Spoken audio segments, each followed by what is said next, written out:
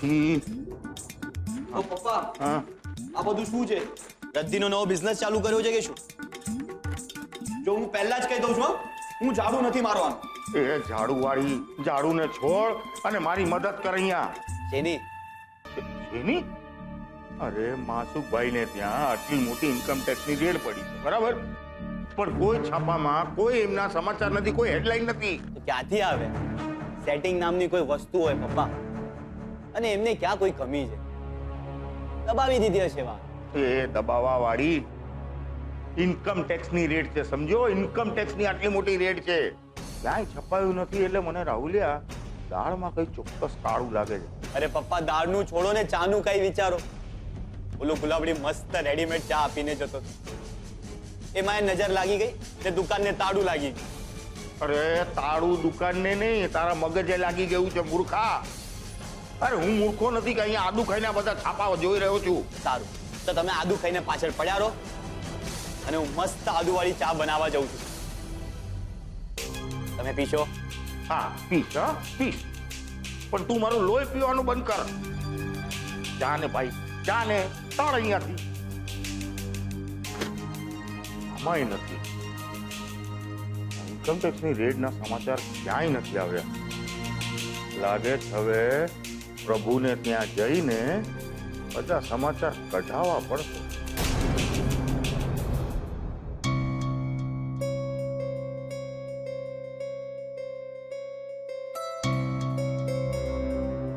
ખબર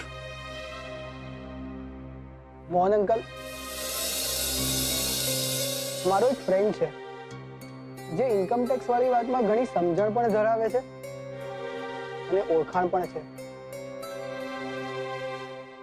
હું વાત કરી જોઉં,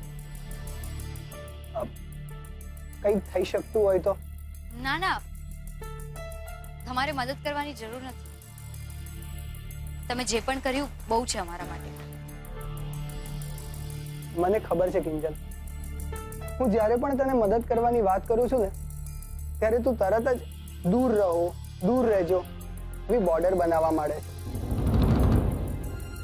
મારો વિશ્વાસ કર, હું મારી મર્યાદામાં રહીને જ મદદ કરીશ. મારી મર્યાદા નહીં ચૂકું, અને મારાથી જેટલી મદદ થાય ને એટલી મને કરવા દે પ્લીઝ. અરે ભાઈ, આ વળી કોણ? એ તો બા, હું સુશાંત. લે, તને હું ન ઓળખું? ગેલો પાછું નામ કે છે, બોલો. આપણે 3-4 મહિના મળ્યા કા?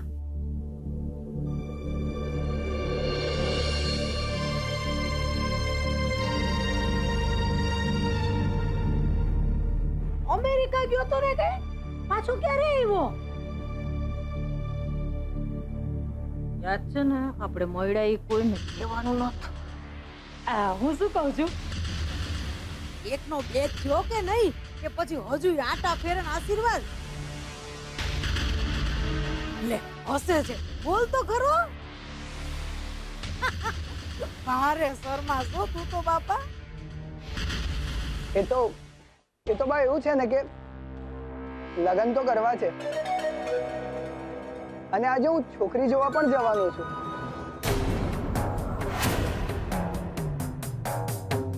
બસ તમારા આશીર્વાદ મળે ને તો બધું નક્કી થઈ જશે. લે, મારા આશીર્વાદ તો ત્યારે તારી ભેળા હતા જ ને. પણ હશે, ભગવાનના આશીર્વાદ ત્યારે ભેળા નહીં હોય. લે, આ પ્રસાદ ખા અને સમજી લે કે એના આશીર્વાદ મોડી જ ગયા. કામોન, હજી આપણી કિંજલ એકલી જ છે ને?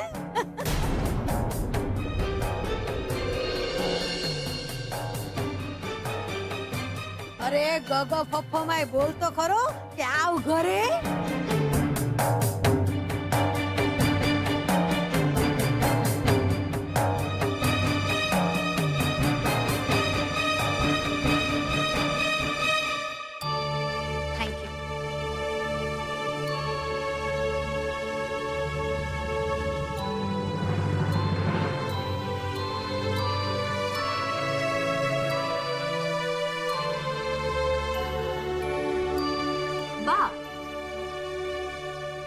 કિંજલ અને પપ્પાનો અવાજ સાંભળ્યો. આવ્યા એ લોકો? ક્યાં જવાના હતા? આવી રહ્યા છે મારી પાછળ મારે લૂર ઉતારતા. મારા શબ્દોનું માન ન જળવાય તો મારે શું?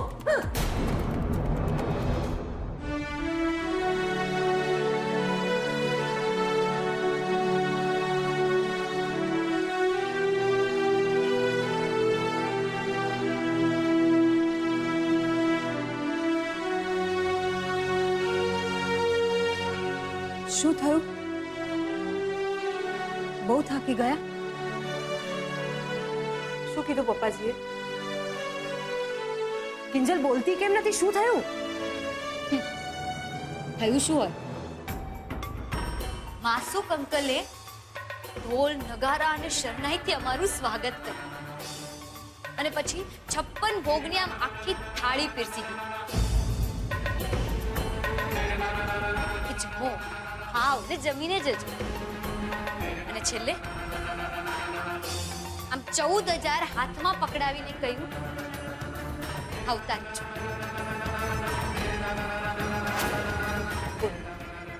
બીજું કઈ સાંભળવું છે તારે? કિંજલ, મહેરબાની કરીને એક્ઝેક્ટલી શું થયું એ મને કહીશ? સાંભળવું છે? કિંજલ, નહીં પપ્પા, એ તો સેજલનું સાસરું હતું અને માસુક અંકલ સેજલના સસરા. એટલે હું ચૂપ હતી, પણ આ આપણું ઘર છે અને હવે હું ચૂપ નથી રહેવાની. તે સેજલને પણ ખબર પડવી જોઈએ કે આપણે એના પ્રેમની કિંમત તમારા અપમાનથી ચૂકવીને આવ્યા છીએ. શું શું કહ્યું? તારા પપ્પાનું અપમાન? અરે પણ થયું હું ઈ તો કે આગળ. કાંઈ નથી થયું. માસુકભાઈને આપણો ચાનો ગલ્લો બંધ રહ્યો ને. એક દિવસના 2,000 લેકે 5 દિવસના 10,000 આપી દીધા. રેટ પડી ત્યારે ગલ્લામાં 4,000 રૂપિયા હતા. એ પણ એમણે ચૂકવી દીધા. કહું કે હજી જો આ લાંબુ ચાલે છે રૂપેશ કુમાર સાથે મોકલાવી દે. બસ વાત પૂરી. વાત પૂરી ક્યાંથી પપ્પા? માસુક અંકલને એમ છે કે એમની પાસે પૈસાનો પાવર છે, એટલે એ કોઈનું પણ અપમાન કરી શકે, એ કોઈનું પણ સ્વમાન ખરીદી શકે. પણ એ ખોટું છે. સેજલને પણ સમજવાની જરૂર છે. રૂપેશ જીજુ ખોટા નથી. સેજલ, ખબર છે તને, માસુક અંકલે એમ કહીને આ પૈસા આપ્યા છે કે ઉપાડો આ પૈસા, તમારી આબરૂની કિંમત છે. આબરૂની કિંમત સમજાય છે તને કે એમના મનમાં આપણી શું કિંમત છે? બસ બસ કિંજલ, બહુ થયું. ભૂલી જા બધું. પપ્પા, તમે મને ભૂલી જવાનું કહી રહ્યા છો? મને? તો શું પપ્પા, તમે આ બધું ભૂલી જવાના છો? નહીં ને? પેલા વીસી વાળા કાંતિભાઈ પોતાના 3 લાખ ભૂલી જવાના છે? નહીં ને? પપ્પા, માંડ માંડ કરીને આપણે 5 લાખ રૂપિયા એમને ચૂકવ્યા હતા.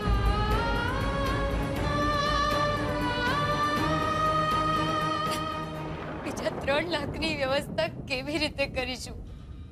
કેવી રીતે?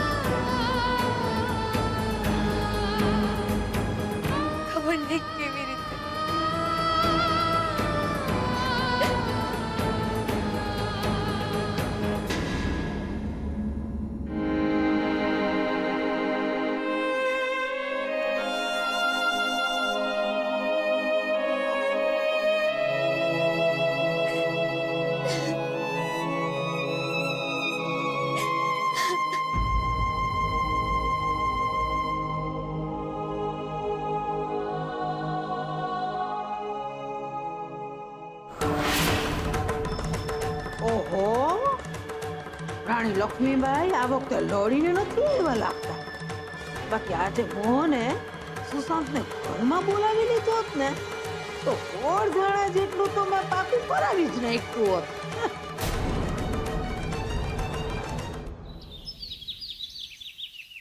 મમ્મી, પપ્પાએ કિંજલ અને મોહન અંકલની બદનામી કરવામાં જરાય બાકી નથી રાખ્યું. અને એમણે જે કંઈ પણ કર્યું એ જાણી જોઈને કર્યું.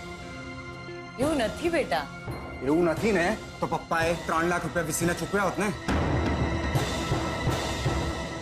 જે રીતે 60,000 રૂપિયા રોકડા કાઢીને આપ્યા હતા એ જ રીતે 3 લાખ રૂપિયા પણ આપી શક્યા હોત ને. બેટા પણ એમની પાસે હોય તો આપે ને. અને આ તો ઇન્કમ ટેક્સના રૂલ પ્રમાણે એ લોકો થોડા ઘણા પૈસા ઘર ખર્ચ માટે મૂકીને જતા હોય. એ પૈસા હતા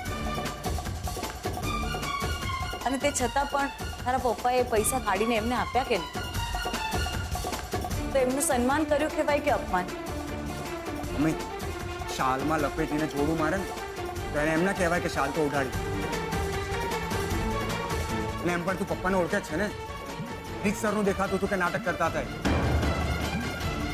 પણ મારી વાત નથી સેજલ સમજતી, નથી ઉત્કર્ષ.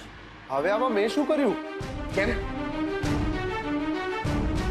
તું અને સેજલ જ પપ્પાની આગળ પાછળ 24 કલાક ફરે રાખો છો ને.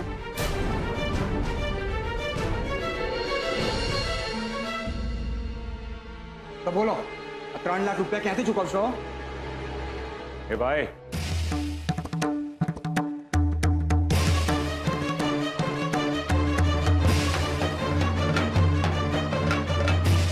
તું કેમ થઈ ગઈ? બોલ બોલ, બોલે રાખ. આમ પણ મને મારા વખાણ સાંભળવામાં જરાય વાંધો નથી. ચાલુ રાખ તું તારે.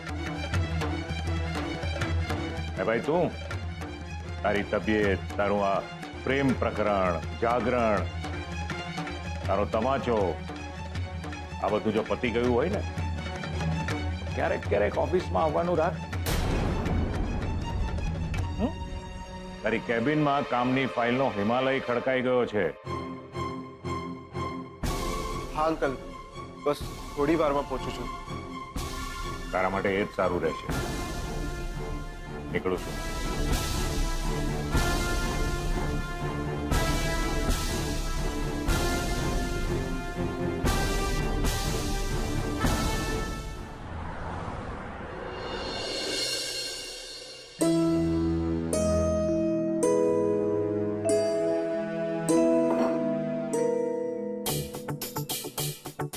ઓ બેન, ઓલા ગયા?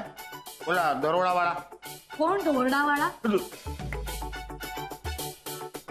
એ ભગવાન, આ સરોજ જેવી બધી બુદ્ધિશાળી બાઈઓ મને જ કેમ અટકાય છે? ઓ બેન, દોરડાવાળા નહીં, દરોડાવાળા. દરોડા ઓલા બી આવેલા ને કાલે ઓફિસરો સીલ કરવા માટે. તો એમ કહો ને, એ તો ગઈકાલે જ નીકળી ગયા. એમ ને માસુકભાઈ,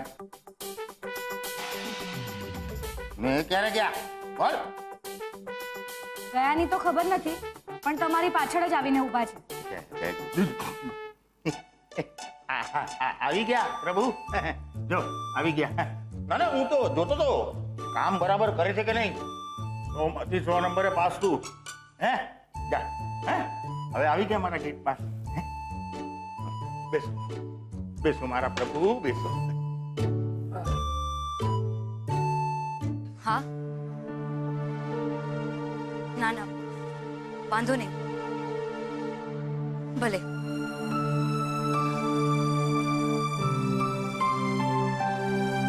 શું થયું કિંજલબેન?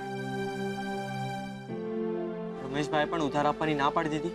હા ગુલાબ, આપણી દુકાનનો વિડીયો એટલો વાયરલ થઈ ગયો છે કે હવે કોઈને પણ આપણા પર વિશ્વાસ નથી કે આપણે એમના પૈસા પાછા આપીશું. ને આ બધામાં પેલા વીસી વાળા તો નકામા કૂટાઈ ગયા. ફક્ત વીસી વાળા જ શું કામ? આ બધામાં આપણો પણ ક્યાં કોઈ વાંક છે? તોય આપણી દુકાન બંધ છે, તાળા લાગ્યા છે, અને ત્યાં માસુક અંકલની ઓફિસ આજે પણ ખુલ્લી છે. જો એવું હોય તો કરે કોઈ ને ભરે કોઈ શું કરવા કિંજલબેન? ને આપણે શું કરવા માતા મનાવ્યા છે?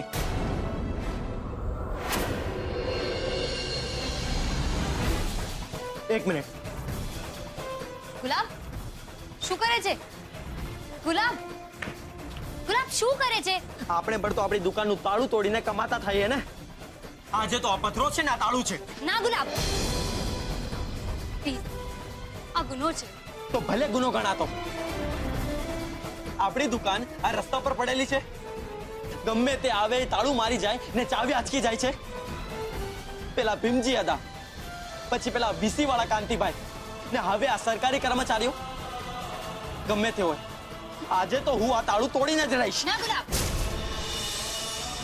શું થશે? મને જેલમાં લઈ જશે ને? કાંઈ વાંધો નહીં, મને ડર નથી લાગતો ને તમારે પણ ડરવાની જરૂર નથી. વાત ડરવાની નથી ગુલાબ, તું સમજતો કેમ નથી?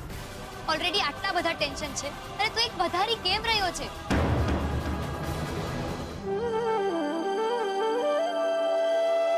તો શું કરું કિંજલબેન, તમે જ કહો ને. આ શટર ડાઉન મારાથી નથી જોવાતું. તમને યાદ છે સાહેબે જ્યારે આ પાટિયું બદલ્યું હતું ત્યારે ભવાની બાએ કેટલો વિરોધ કર્યો હતો. ત્યારે તમે જ કહ્યું હતું ને. બા શું કરો છો તમે? જોતી નથી? મારી જાતની ચિતા મારી જાતે જ હળગાવું છું.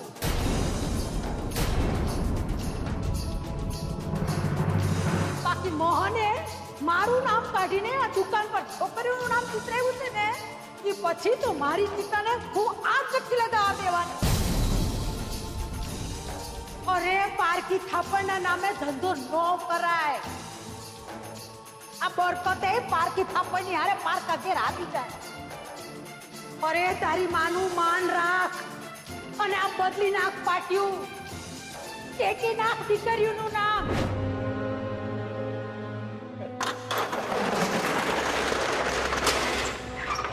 જય માતાજી. જય માતાજી.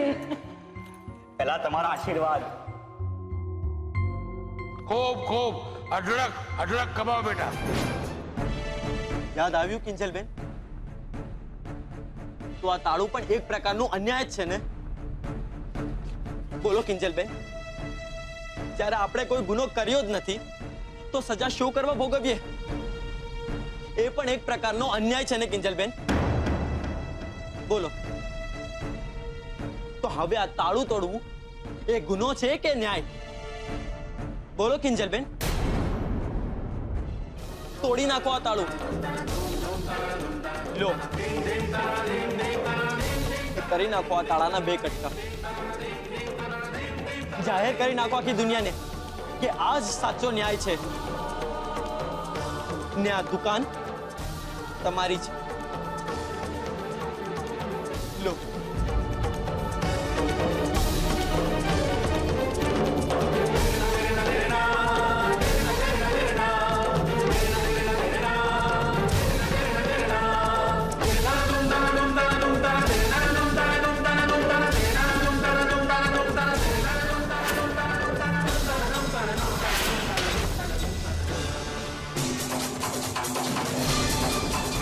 બરાબર સમયે આવી ગયા. ચાલો કિંજલબેન જેલ, સરકારી તાળું તોડવાના ગુનામાં.